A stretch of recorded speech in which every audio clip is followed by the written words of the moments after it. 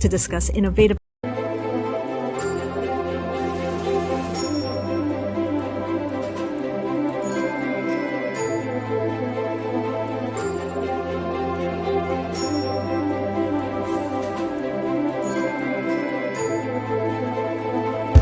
Welcome to CSIS Online. Join us as we bring together top experts and thought leaders to discuss innovative ideas and real-world solutions to global issues, from security and economics to technology and environment.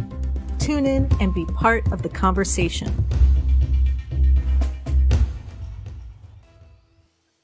Well, good morning, everyone. Good afternoon, good evening, wherever you are. My name is Jude Blanchette, and I'm the Freeman Chair in China Studies here at CSIS. I'm really glad everyone is joining us. This is an interesting way to start the week as we have this discussion today on deterring a cross-strait conflict, Beijing's assessment of evolving U.S. strategy. This is a event organized under the auspices of our CSIS Interpret China project, which regularly translates longer analytical assessments by Chinese analysts on a range of issues: economic issues, defense issues, environmental issues, social issues. And it's an attempt to make sure that we're stopping and listening to at least some part of the conversation that is occurring in China outside of simply reading the People's Daily, Global Times. These are Chinese analysts writing in the main journals in China about a range of important issues. So for today's event, what we've done is we've translated several readings, which you can find. If you go onto the events page for this event, you'll see a link to download materials. I would recommend you, if you haven't read them, or you read them afterwards, because it's 80 pages of materials, and that would probably mean you're not listening to this discussion. But later on, you can follow along. Just if I can make, excuse me, a few methodology comments. Today's discussion, which again is based on some of those readings, is importantly not saying that these readings are the totality of the discussion in Beijing. These are not saying that this is, quote, what Beijing thinks. This is really just several articles in a wide ecosystem of writings on issues around U.S. deterrence strategy, cross-strait relations, assessments by senior scholars on some of these issues. We could have picked 5 or 6 other articles. If you're watching along and you're thinking, well, they shouldn't have chosen this article, they should have chosen article B, I will just say for the record, you're probably right. But in the spirit of not fighting the scenario, these are the articles we're discussing today, and welcome suggestions if after hearing this, you think there are much better pieces to understand components of the debate in China. Just for to contextualize this conversation, there are going to be 3 articles we're primarily referencing, or at least are the foundation of this discussion. And again, these are on the Interpret China website, or you can download these directly at CSIS on the events page. And that is, number 1, adjustments in U.S. arms sales policy towards Taiwan, characteristics, trends, and implications. And this is by Wang Shushen, who's the director and researcher of Taiwan-U.S. relations at the Institute of Taiwan Studies at the Chinese Academy of Social Sciences, also known as CAS. Adjustments in U.S. conventional deterrence strategy against China. This is by Zuo Xiying, who is an IR security scholar at Renmin University. And this is from the September issue of the Journal of International Security Studies. And then finally is an article by Ge Tongfei, who is a very senior security national defense scholar at the National University of Defense Technology. And that article is entitled An Analysis of United States Deterrence by Denial Strategy Against China. Several of the guests that I'm going to introduce in a moment this is now, I think, their second or third go around of discussing these articles. We hosted a closed door workshop last week with about 25 folks to just have an extended discussion on what we were seeing in these articles, and we thought it valuable to bring some of that discussion out into the public here. I've brought together what I really think is a sort of a dream team to discuss this, and also a panel where I hope we're going to get lots of different perspectives on these. It is the case, as we focus more on primary source materials to try to understand Beijing's thinking as it becomes more opaque. What I think is important to remember is that textual sources do not have one reading or interpretation. I'm always wary every time I see a public primary source document in the discussion and someone says it means X. As you see, like with the Bible, you can basically spend thousands of years debating and discussing what something really means, and that is the case with these articles as well. Folks will have different interpretations of what they mean or don't, and I think that will come out in the discussion today as we bring a diverse set of viewpoints to these by a group of individuals with deep experience in these issues. So without further ado, I'm really delighted and very appreciative to have joining us today Bonnie Glaser, who's the Managing Director of the Indo-Pacific Program at the German Marshall Fund. I think everyone will know Bonnie's work and on the issue of Taiwan, and Bonnie, formerly a colleague at CSIS. Mike Mazar, who's Senior Political Scientist at the RAND Corporation. We've got Bridge Colby, the co-founder and principal of the Marathon Initiative. Kristen Gunnis, who's a Senior Policy Research at the RAND Corporation, a colleague of Mike's. And then last but certainly not least, Sean Monahan, who is with us, thankfully and luckily at CSIS, serving as a visiting fellow in this CS Europe, Russia, and Eurasia program. All of them, again, looking at this very complicated issue from a variety of viewpoints. And so one final bloviation from me before we start the discussion. I think what we're trying to do here today is we've translated and we've all read these varying assessments of Chinese scholars who are thinking about and looking at, in actually surprising levels of detail, what has occurred in U.S. Deterrent strategy, defense strategy, and foreign policy over the last 3 to 5 years, and what implications does that have for China on issues that matter to it. So to give folks the Cliff Notes versions of these assessments, they're looking at a number of specific initiatives that have come out of the United States along with allies and partners. This is as well as concrete implications for China on issues like cross-strait relations or China's broader security environment. And so with that, I'd like to open up the discussion again. First of all, by thanking everyone. It's 8 o'clock on a Monday morning, not the most necessarily convenient time to be holding a discussion, but one that allows us to have comrades in Europe and Asia joining with us live. So I'd like to just throw out to the group, and Sean, only because you're the one closest in affiliation, I'm going to make you go first. I wanted to ask you've now had a couple chances to read these articles. I'm curious, just at a high level, as you look across them, and based on our discussion last week as well, I'm curious what you pick up broadly from these readings in terms of any sort of discrepancies or interesting novel features in terms of what we think, or the United States, the UK are doing in terms of signaling deterrence, what we think we're achieving with, Indo-Pacific strategy and other initiatives, and what you pick up in these readings from what the Chinese analysts are themselves interpreting. Sure, Jude, thank you. Thank you very much for having me on such a star-studded panel. And if I can end with a couple of caveats, I'm Sean Monahan, I'm the UK visiting fellow here. I have a background in the UK civil service, so anything I say today are my views alone and not the views of the UK government. My second caveat is that I'm not a sinologist. I don't have a China background. Jude put out a call for people who are China ignorant. Careful what you wish for, Jude.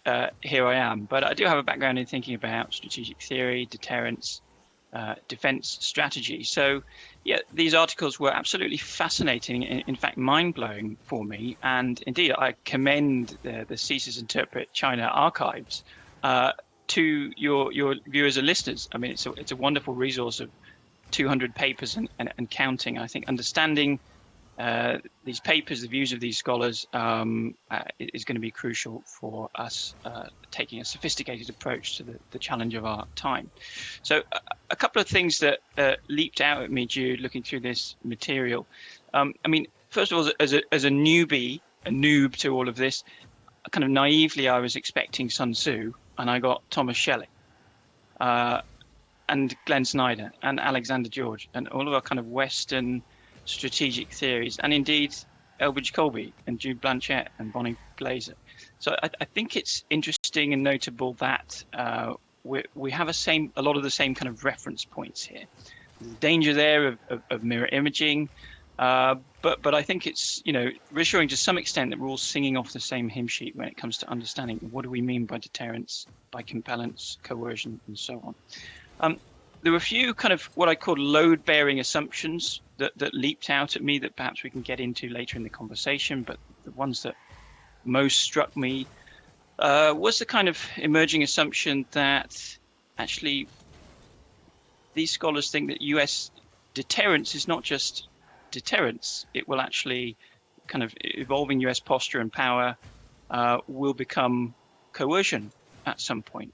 And I think that's incorrect, and I think that's worth delving into. And I think it has a bunch of very important implications for Chinese thinking.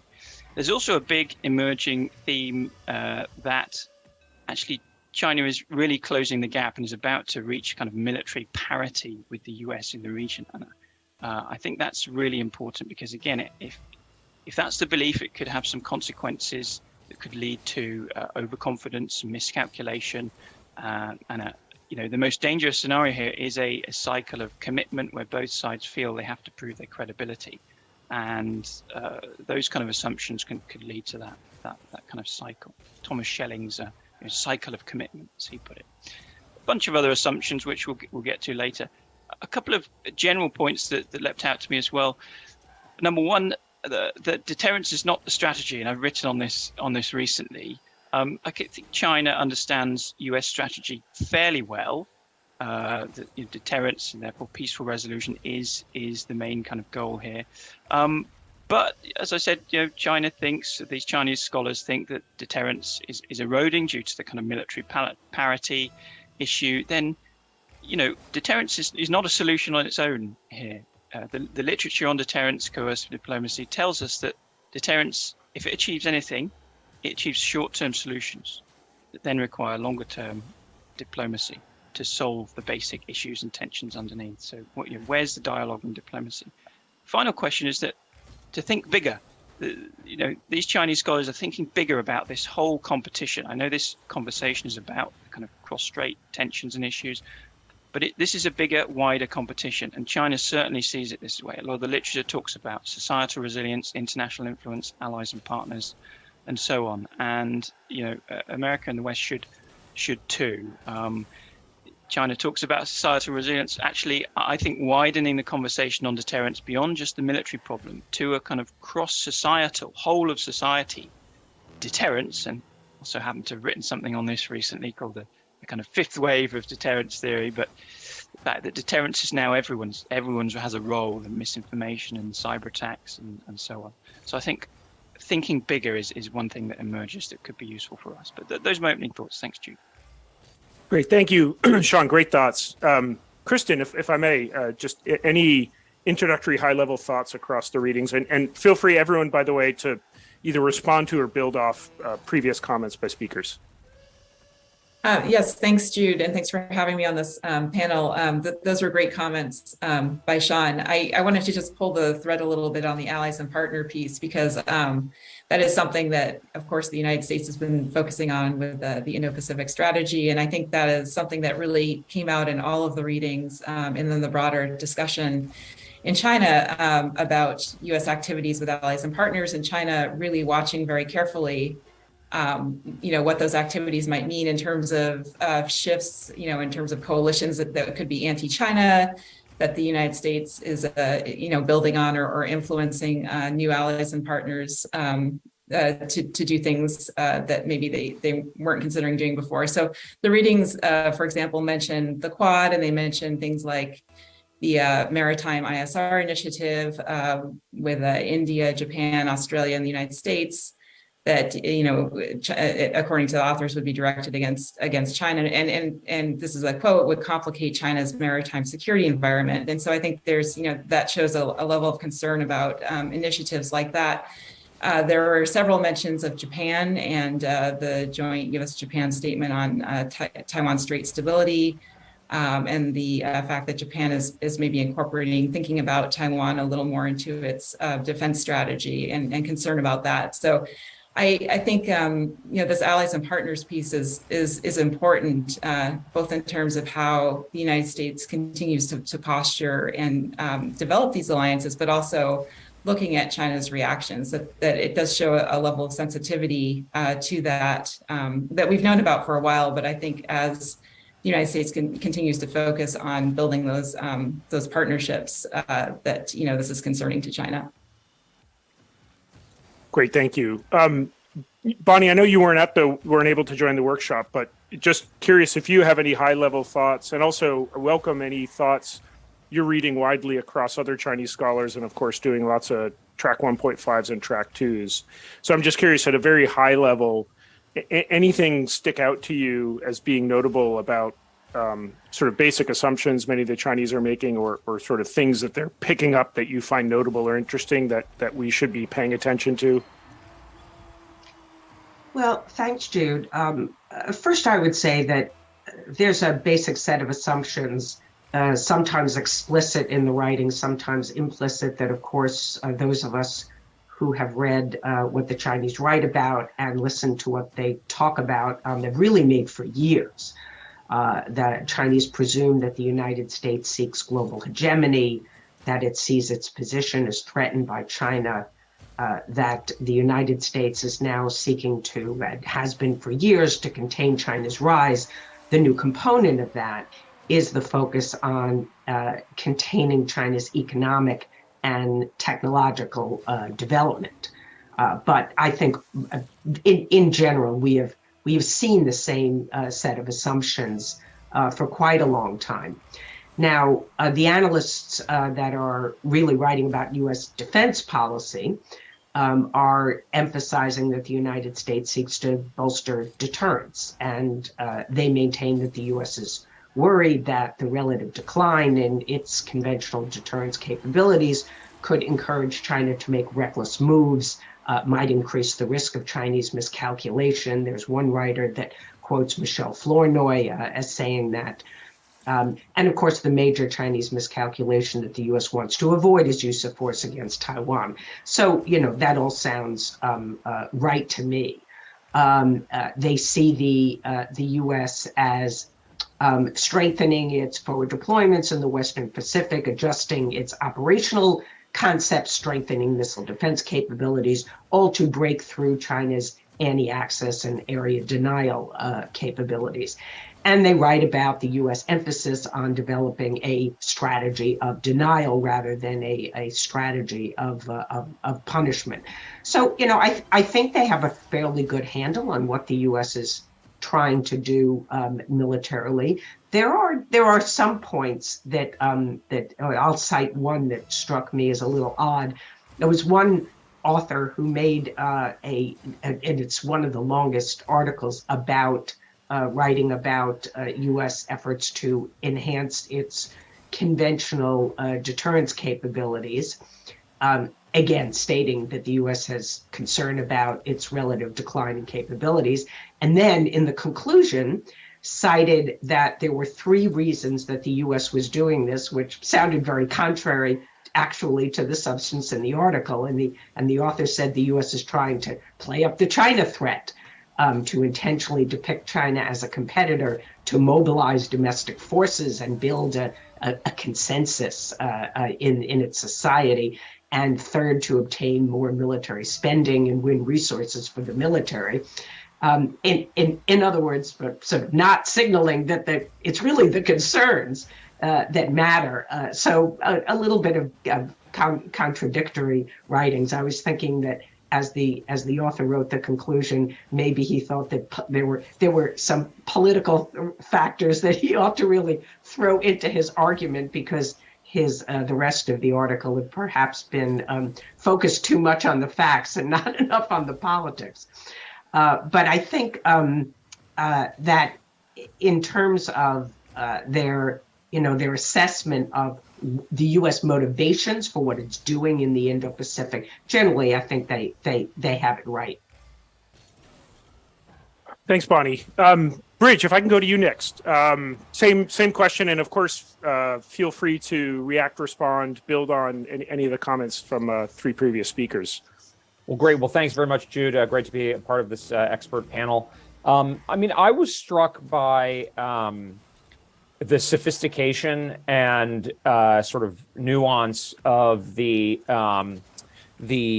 analyses. I mean, particularly they had sort of different spins on them. I was focused on some of the more defense-leaning ones, but I wouldn't say I was surprised, but I would say I was impressed. And that suggests to me that the Chinese, their expert cadre, we don't know how much they're listened to, but it's available in Chinese that people could have a very sophisticated understanding of the U.S. strategic debate, and not to be self-referential, but I was just struck, for instance, in one of the descriptions that its assessment of my own intellectual progression and increasing focus on deterrence by denial was a very kind of an excellent point, and one I hadn't actually seen in English. And there are various reasons for that, but I think it was a very astute point. So, in a way that makes me confident that there is at least a sort of some degree of understanding across the divide.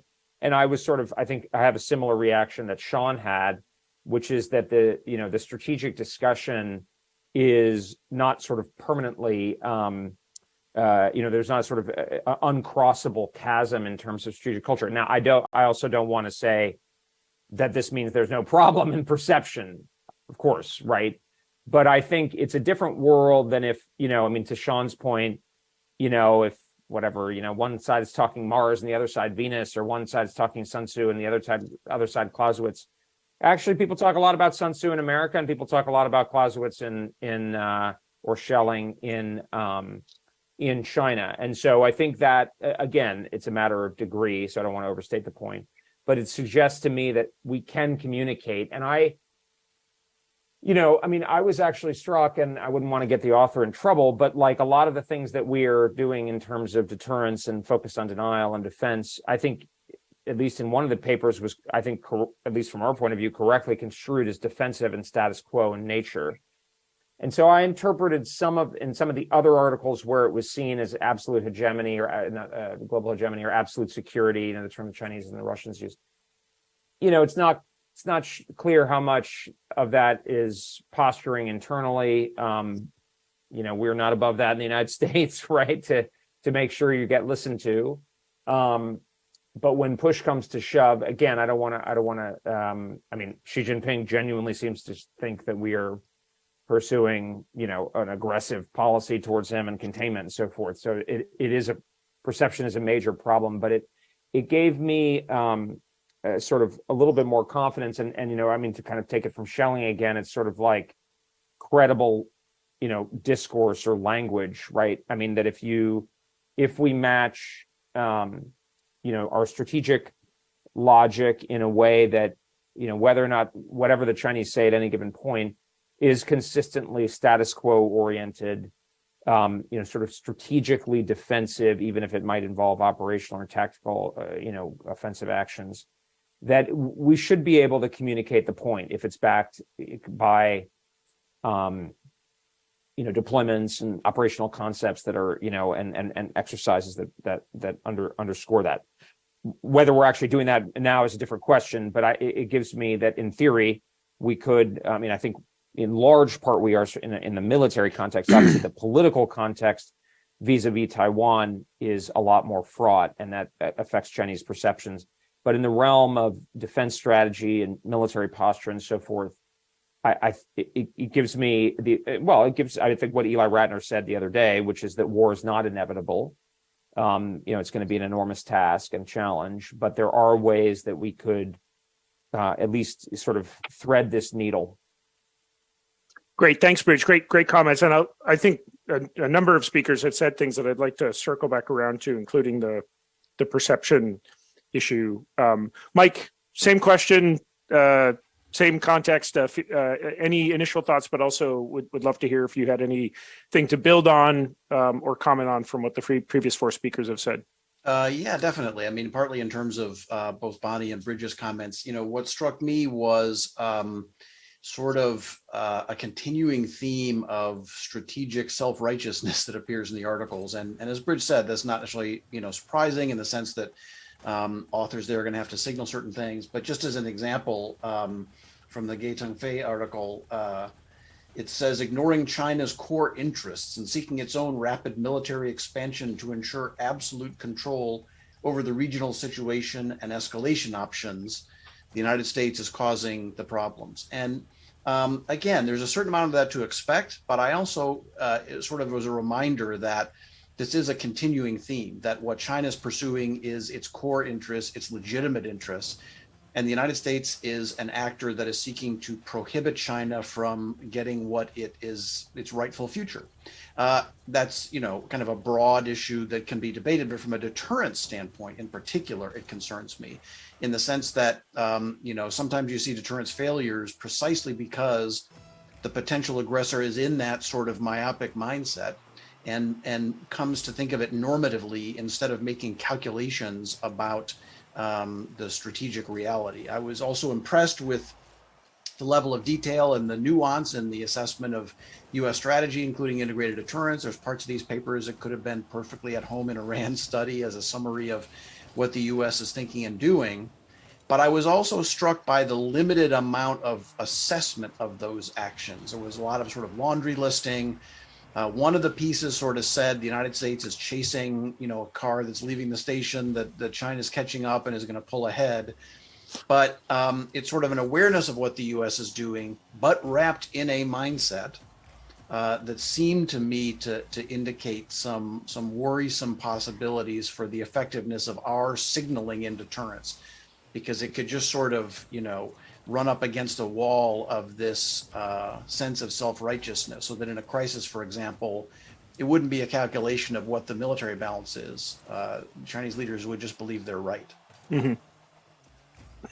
Yeah, actually, Kristen and Bonnie, I wonder if I could ask you a semi-methodological question, which is, how would you recommend general audiences situate pieces like these into our overall understanding of Chinese motivations and actions? By which I mean, this is not articles penned by Xi Jinping. They did not. This is not a People's Daily article. This is not in a Party Congress report. So these assessments are downstream of what we would call the sort of uber authoritative proclamations from China. And as you both know, because you do a lot of work in the primary source, there's different opinions on a lot of these issues. There are nuanced points made within top level framings. On the Taiwan issue, for example, you're not going to get any article saying Beijing is wrong or anything other than the United States is meddling in an internal matter. But if you look deeply, you can sometimes see shades of nuance. So just a question of, when you read these, 3 or 4 articles, do you have any sort of recommended shorthand for how general audiences can situate them and assign a value to them? Are these just 3 or 4 scholars talking into the wind? How do you think, if and where these might be reflective of, the discourse in Zhongnanhai or not? And I guess a question as well. I realize I'm stacking question upon question, but do we think any of the opinions in these articles matter, in the sense that, does Beijing have any awareness that these folks are writing this? Does this filter up at all? Or do we think this is just a vacuum of academics and security experts talking to each other? Feel free to answer any or one or none of those. I'm just trying to get a sense of what should a general audience do with these articles other than say, oh, that's interesting. Bonnie, if I can go to you first. Jude, those are very, very difficult questions, and nobody knows what Xi Jinping reads, but I can guarantee that he doesn't read these articles. Sorry. But we all know that there are internal reports that are written by Chinese experts that then get circulated through the system.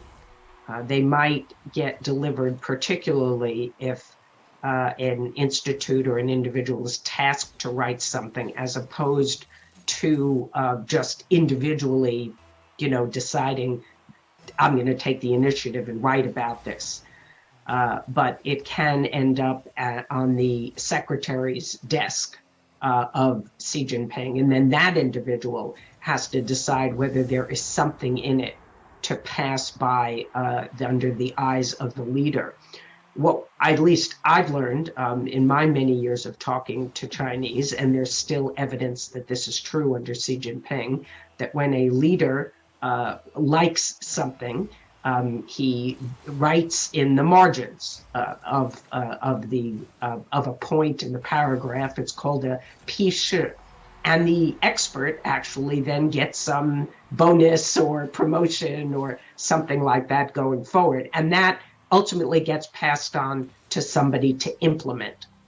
So that's what I would say is there wasn't very much in these articles in terms of action items. There's one that I could cite, which was from the article that focused on Taiwan, but most of them were really analytical and helping people to understand what the United States is doing.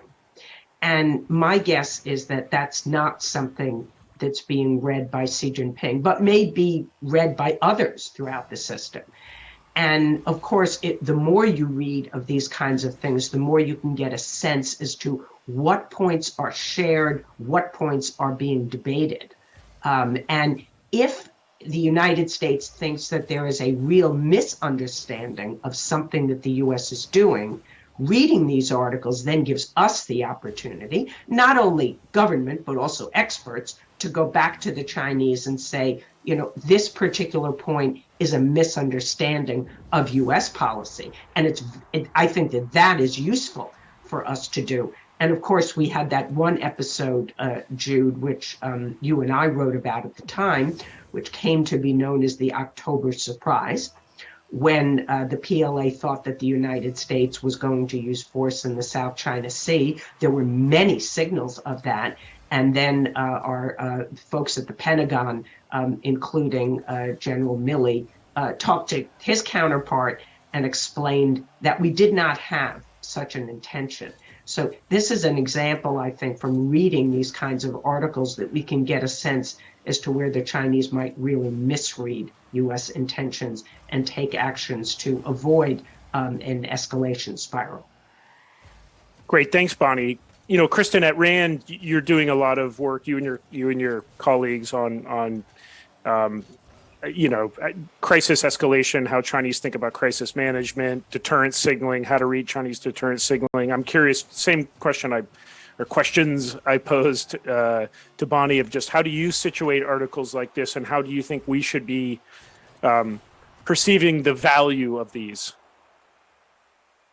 Sure. So I don't have too much to add to Bonnie's excellent explanation, which I completely agree with, except to say that it is a hierarchical system. So there are many layers that these things go through before they reach the top, if they reach the top, and also that there's a broader research plan.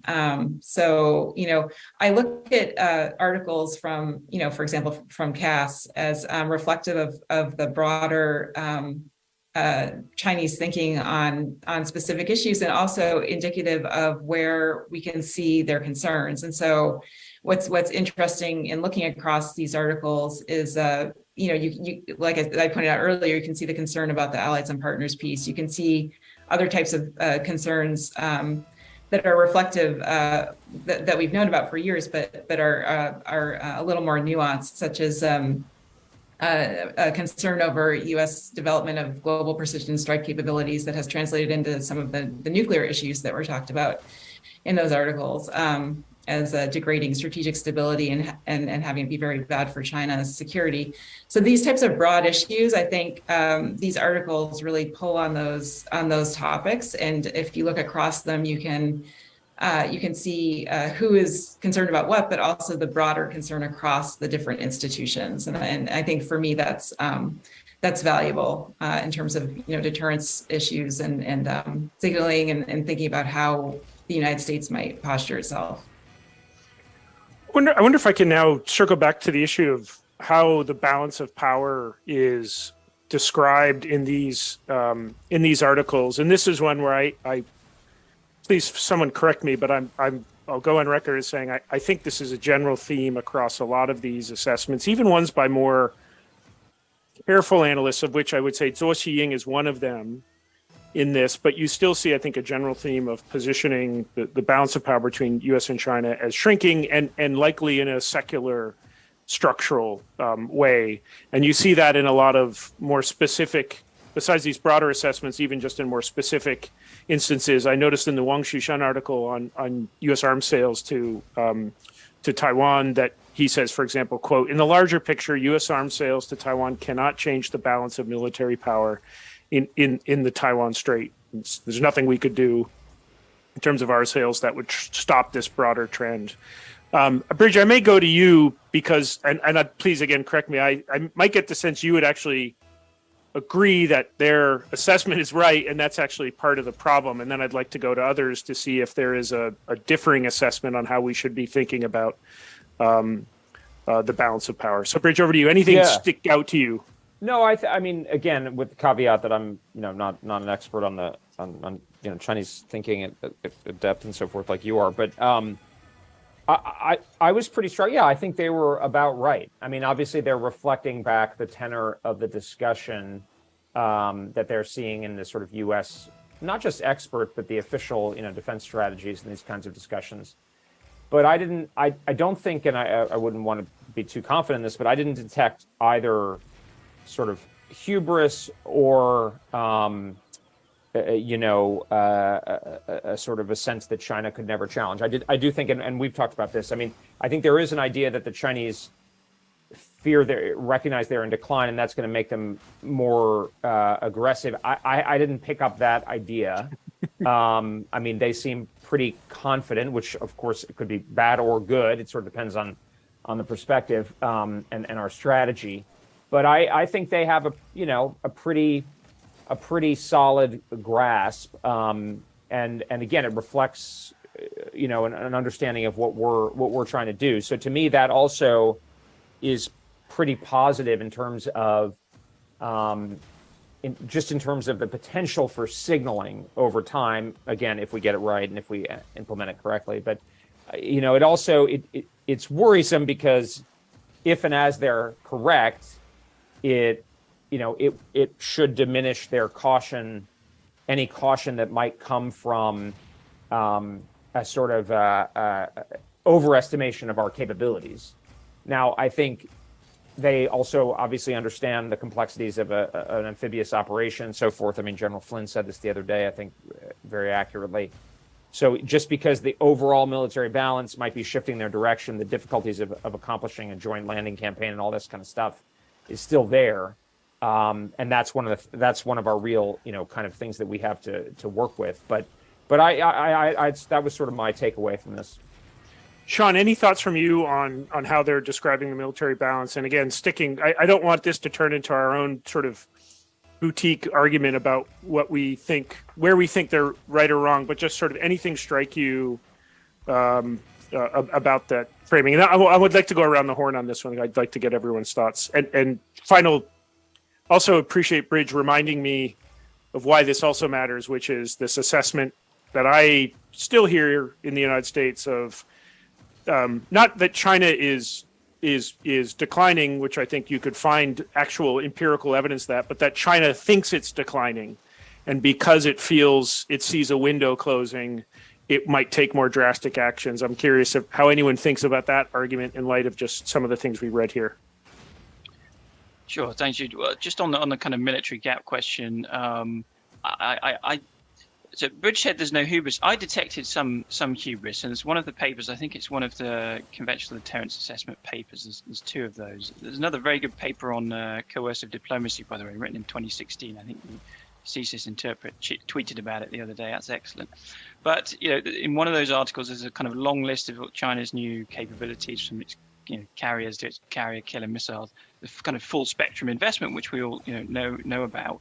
But there's a very kind of static linear logic which assumes that military on paper will deliver a roaring victory in practice, and kind of as we've seen in Ukraine, a well-invested, well-drilled military on paper is very different in practice. So I think there's some heroic assumptions there that China is approaching kind of military parity.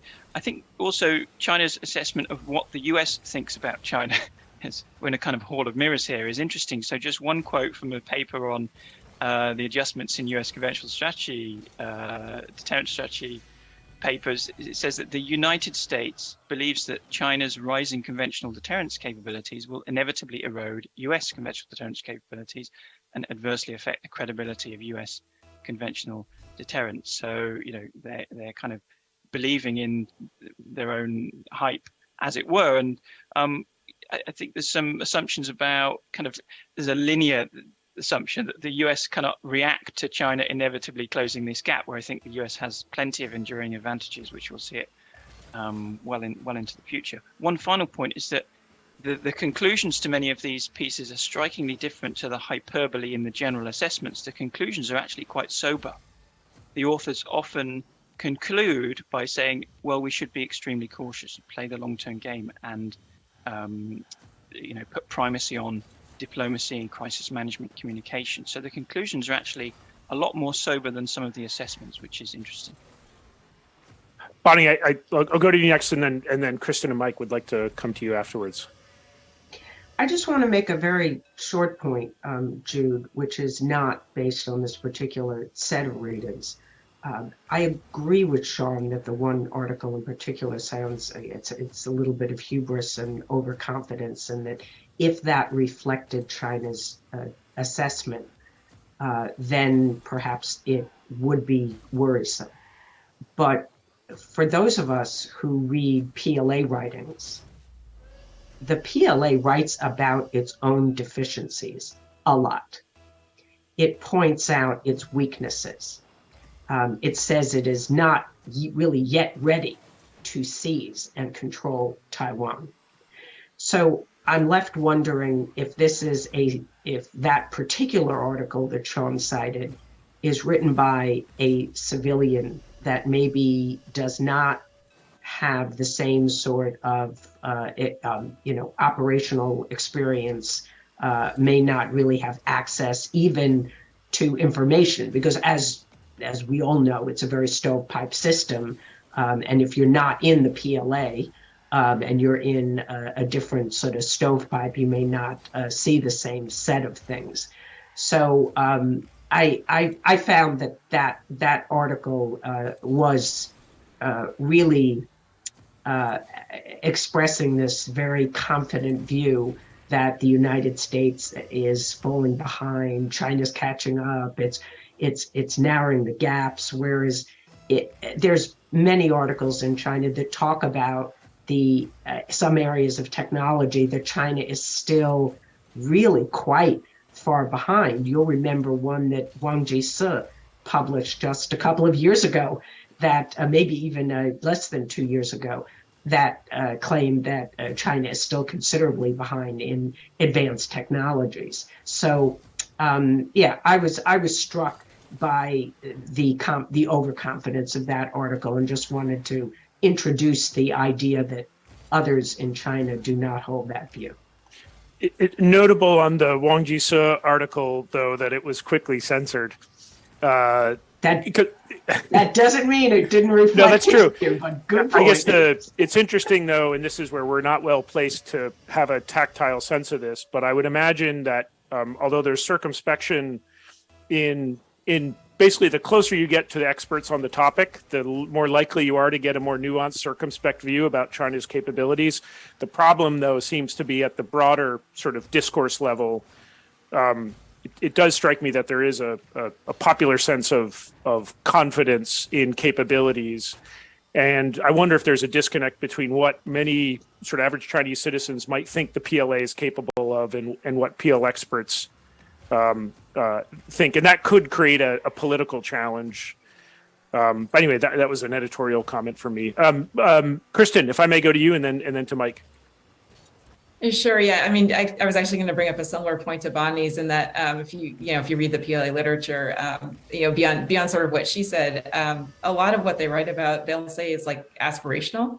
So, they write about things like integrating AI into their, C2 and decision making, and then they'll sort of say, well, this is like in the future, this is aspirational. And so I do think if you look at the broader literature beyond this set of articles or even what the civilians are writing about, that there's a more sober assessment. In addition to things like training readouts and things like that, where they really criticize what they can't do or what they didn't do well. But the other point I wanted to make is that beyond with this set of articles, beyond the military balance issue.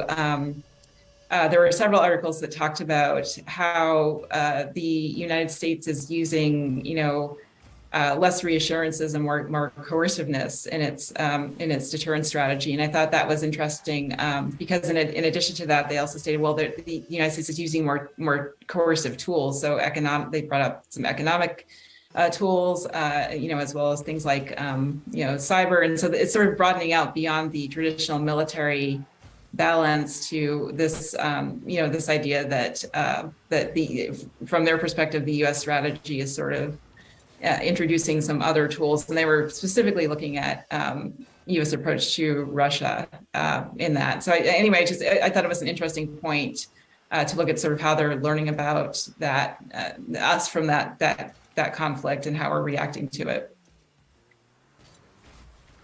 Thanks, Mike. I guess I would just stress something that struck me, which is that their assessment of the long-term military balance and the long-term geostrategic balance is interesting, but it's divorced in particular instances, crises, moments, it's going to be divorced from the basis for their actual decision, I think.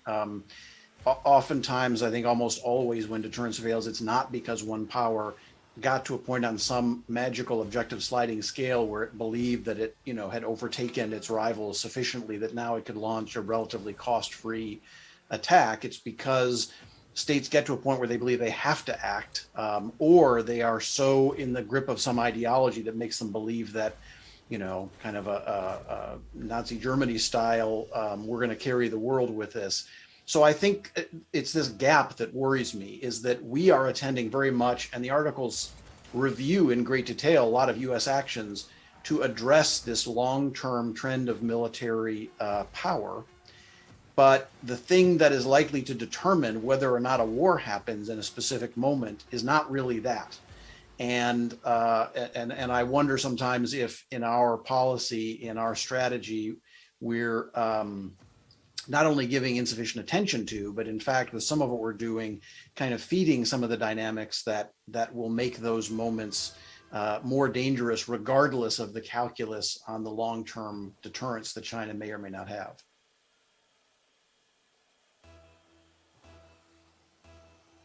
Sorry. We've got about 12 minutes left. And so I think to try to stick the landing here, I wonder if I could, Mike, maybe I'll just stick with you while you're unmuted, or if you're not, unmute yourself, please. Which is flip side of, again, we tend to think, at least in a lot of the popular discourse, deterrence is about sticks. Of course, it's about reassurance as well as deterrence. I'm curious if in these writings, and again, I'd like folks to draw on broader sets of readings or conversations they have. We focus a lot on the military component of what Chinese analysts are perceiving from the United States. But in terms of moving beyond that, what signals or signs came out here about where there were space for reassurance, or at least finding a way to get out of a security dilemma? There, as I think Sean referenced, there is in some of these articles, and I see this across a lot of articles, the inevitable sort of cut and paste call for more dialogue and crisis management and mill-to-mill talks.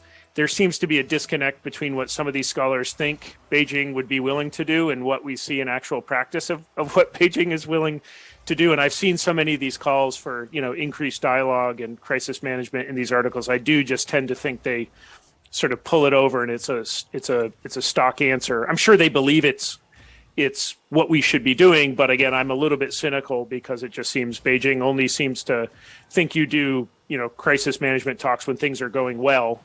But I'm curious, did anyone else pick up on anything here, whether these were implementable or not? Just curious, any signals or signs coming out that gave some indication of where we could pull out of the security dilemma dive. I did notice in the Wang Shushan article, for example, he quotes Bob Jervis, lays out a security dilemma, but then basically says the reason we're in this primarily is because the United States and Taiwan are instigating. And I found his article probably the most cynical or blind or naive in terms of framing, just even you noticed in his framing of why the United States, why there's arms sales between the United States and Taiwan, there was no indication whatsoever that it was because Taiwan and the United States are worried about Taiwan's defensive capabilities vis-a-vis Chinese threats or possible attack. It was the United States is trying to build credibility with the military-industrial complex.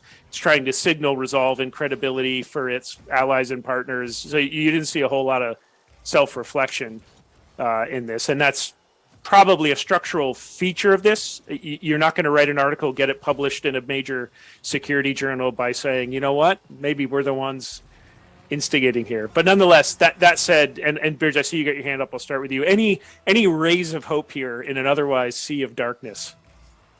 Well, it's interesting. I have a couple of thoughts. I mean, one is that, just to be kind of and be empirical here, it's a Democratic administration, but it's still happening. The security dilemma element is happening anyway, which I think reinforces to me that we're likely to have on these defense kind of core geopolitical issues.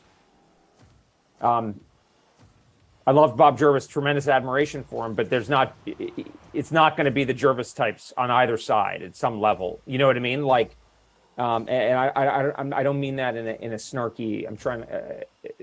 I put it not very well, but like in the sense that I don't think we could ever practically satisfy Bob Jervis' sort of criteria on it. Well, actually, Bob was a realist. So, but that a strong version of that. So, like, we got to work with what's there and what's plausible.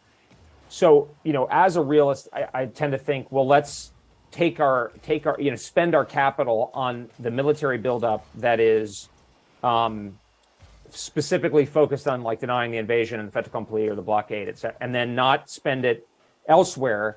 And I tend not to think as much about strategic culture, but if we think about our own strategic culture realistically, it's like impossible for us not to be doing the political. Well, I think we could do better, but if you look at our system right now on both sides, the administration actually seems relatively restrained on this point, but like on both sides of the political spectrum, people are just want to do more Taiwan.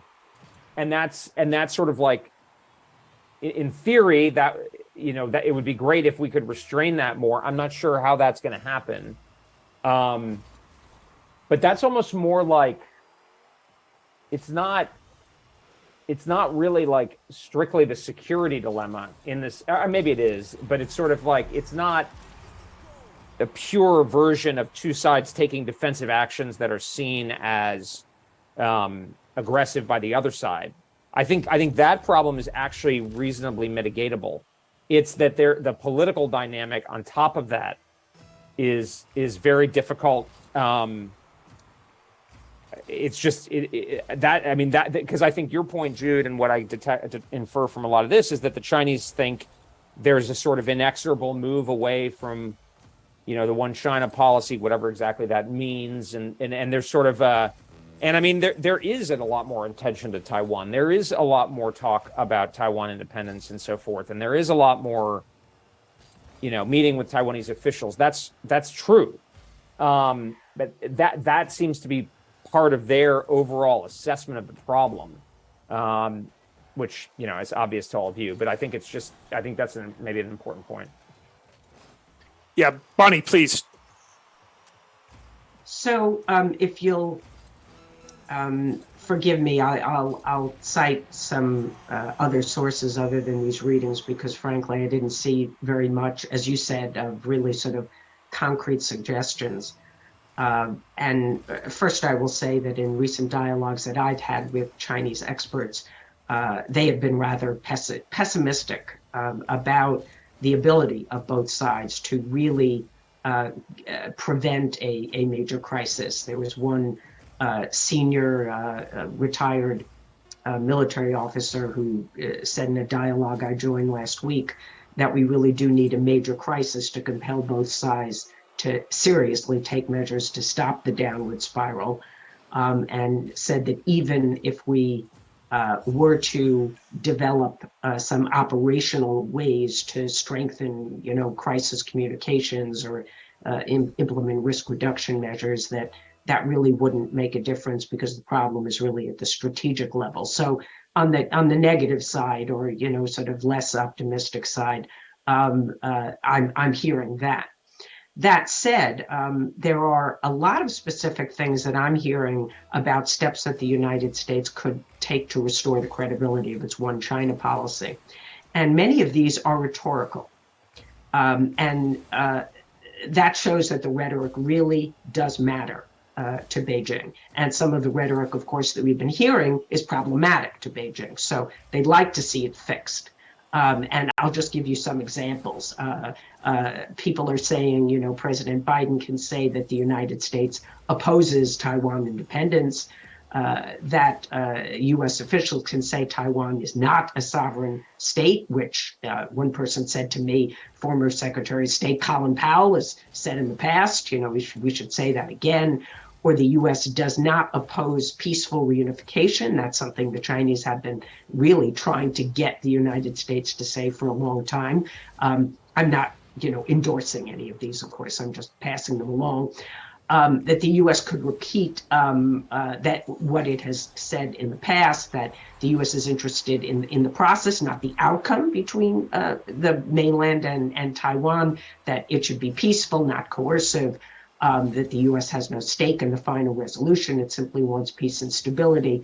One person even said that the U.S. should say that Taiwan is not the same as Ukraine, China is not the same as Russia, since that has been, they believe, a very unhelpful part of the discussion.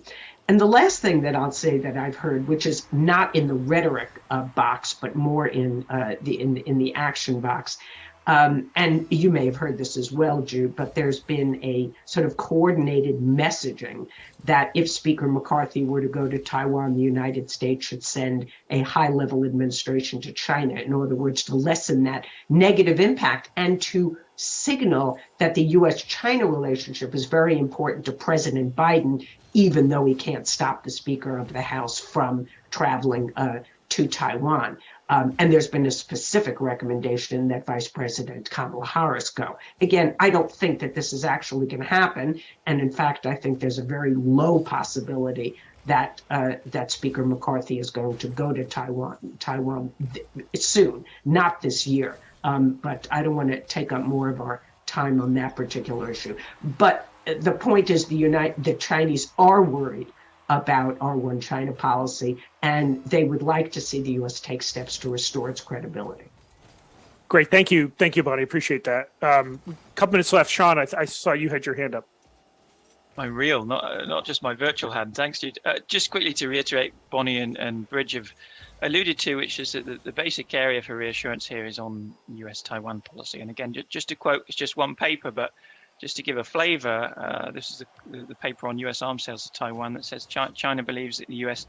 is increasingly deviating from its commitments regarding the Taiwan issue and constantly provoking China and challenging its red lines on the issue of sovereignty and security, such as fudging the one China policy, supporting the DPP administration's push for Taiwan independence, and so forth. When you combine this with the seeming belief in kind of military parity, deterrence erosion, the belief that U.S. deterrence policy is actually more about coercion and looking to force the issue at some point, this kind of adds up to a worrying mix in which deja vu all over again. 95, 96 Taiwan crisis. This is kind of the dynamic before the crisis. So I think that's the area for reassurance. I don't have the answers. Bonnie just gave a long list.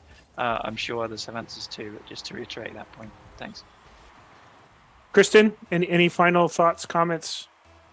No, just to say that I also met with some Chinese scholars a couple weeks ago and heard similar points to Bonnie, in particular about the concern about the U.S. shifting away from its one China policy, and also the public. They did mention the public discussion about maybe giving up strategic ambiguity as being concerning and things like that. So I think there's this broader concern that Bonnie highlighted. Mike, final benediction. A pessimistic one. I think the security dilemma dynamic is very real. The United States is trapped in a dilemma where we're making all these warnings about how quickly China might act.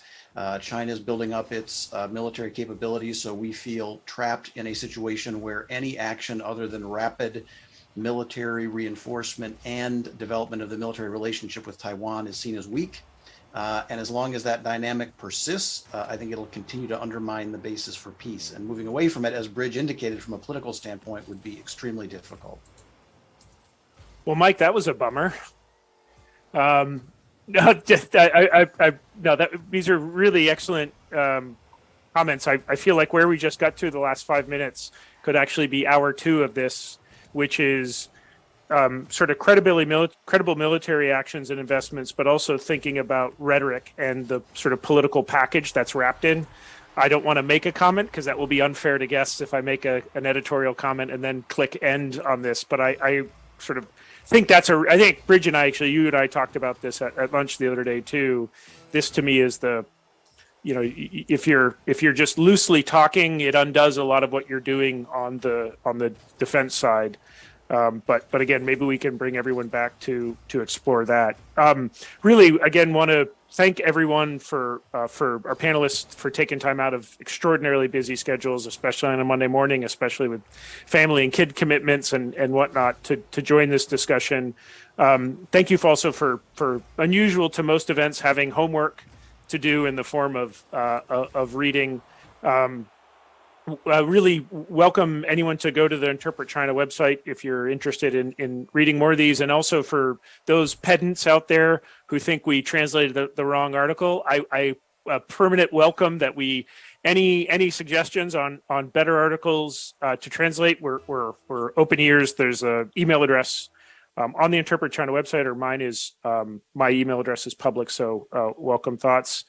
Have a great Monday, a great week, and hope everyone stays safe. And Mike's premonition of doom and gloom does not come true. So thank you. Thanks all.